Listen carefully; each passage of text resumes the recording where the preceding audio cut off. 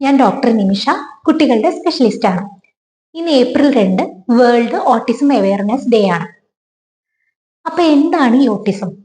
Autism എന്ന് പറഞ്ഞാൽ ഒരു ഡിസീസ് അല്ല, പകരം ഇതൊരു രോഗാവസ്ഥയാണ്. ഒരു മഴവില്ലിന്റെ 7 വർണ്ണങ്ങൾ പോലെ ഇതില് high functioning autism, autism, severe autism എന്നിങ്ങനെ ഒരു ഗ്രൂപ്പ് ഓഫ് ഡിസോർഡർ ആണ് ഇതിൽ ഇൻക്ലൂഡഡ് ആയിട്ടുള്ളത്. ഇതൊരു ന്യൂറോ ഡെവലപ്മെന്റൽ ഡിസോർഡർ ആണ്, അതായത് നമ്മുടെ ബ്രെയിനിനെ ബാധിക്കുന്ന ഒരു കണ്ടീഷനാണ്.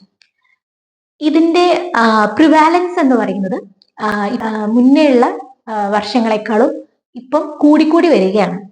ഇനി ഇതിലെ ഇൻസിഡൻസ് എപ്പോഴും ആൺകുട്ടികളിലാണ് കൂടുതൽ ദാൻ കമ്പയർ ടു ഗേൾസ്.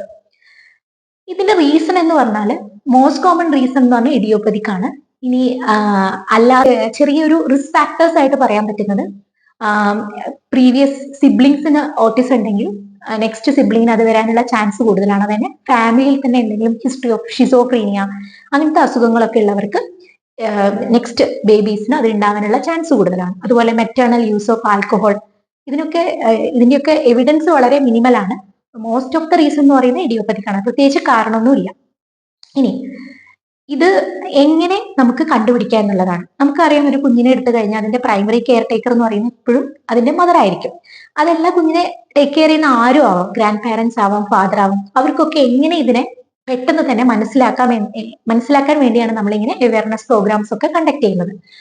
അപ്പം നോർമലി ഇത് നമ്മൾ കണ്ടുവരുന്നത് ഒരു 1.5 വയസ്സ് മുതൽ 2 വയസ്സിന്റെ ഉള്ളിൽ തന്നെ നമുക്ക് ഏർലി ഇതിനെ ഡിറ്റക്ട് ചെയ്യാൻ പറ്റും.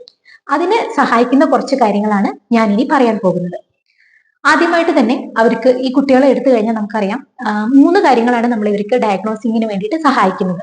ഒന്നാമത്തെ കാര്യം, ഈ കുട്ടി നോർമൽ ആയിട്ട് ഒരു കുട്ടി സംസാരിക്കുന്ന പോലെ ഈ കുട്ടി സംസാരിക്കില്ല. അതായത് നമ്മൾ ആ കുട്ടിയെ ഇവിടെ എത്ര തന്നെ മിങ്കിൾ ചെയ്താലും തിരിച്ച് ആ കുട്ടി നമ്മുടെ കണ്ണുകളിൽ നോക്കി റെസ്പോണ്ട് ചെയ്യില്ല.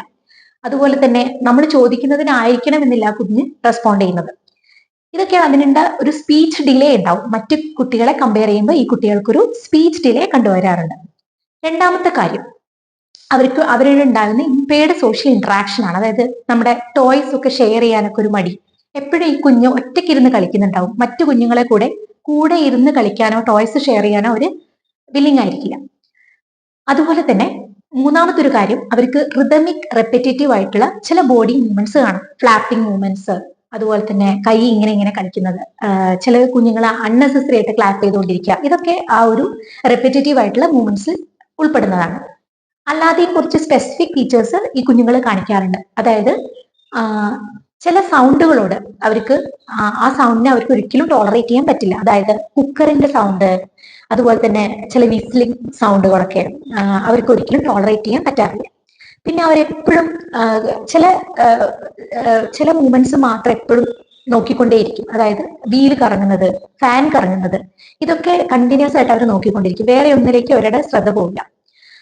വേറൊരു ബിഹേവിയറിലാണ് അവർ ഒരു പ്രത്യേകതരം പാറ്റേണിലുള്ള ബോളുകൾ, മാറ്റുകൾ, അതിൽ മാത്രം അവർക്കൊരു ശ്രദ്ധ കേന്ദ്രീകരിച്ചിരിക്കും. മിക്ക പാരന്റ്സും പറഞ്ഞു വരുന്ന ഒരു ഹിസ്റ്ററിയാണ്, കുഞ്ഞ് ഒരു 2 to 4 ഇയേഴ്സ് ഉള്ള ഒരു കുട്ടി ഒരിക്കലും അവന്റെ മുടി കട്ട് ചെയ്യാൻ വേണ്ടി സമ്മതിക്കാറില്ല.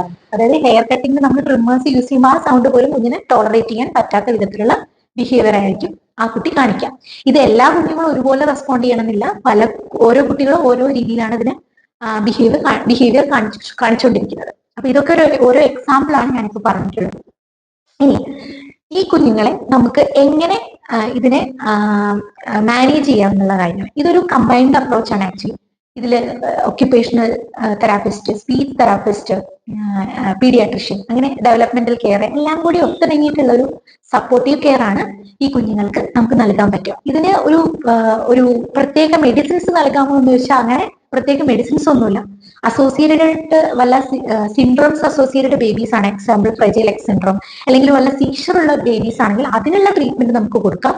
അല്ലാതെ ഓട്ടിസം എന്നുള്ള കണ്ടീഷന് വേണ്ടി മാത്രമായിട്ട് പ്രത്യേക തരത്തിലുള്ള ഒരു മെഡിസിനും അവൈലബിൾ അല്ല. ഇതൊരു കമ്പൈൻഡ് അപ്രോച്ച് ആയിട്ട് നമുക്ക് ഈ കുഞ്ഞുങ്ങളെ എങ്ങനെ നല്ല രീതിയിൽ വളർത്തിയെടുക്കാമെന്ന് മാത്രമേ നമുക്ക് സാധിക്കുകയുള്ളൂ. പിന്നെ ചിലരുടെ ഒരു വിദ്യാധാരണയാണ് ഓട്ടിസം ഉള്ള കുട്ടികൾക്ക് ഭയങ്കര ബുദ്ധിയായിരിക്കും, അവർക്ക് അമാനുഷികമായ പല കഴിവുകളും ഉണ്ട്.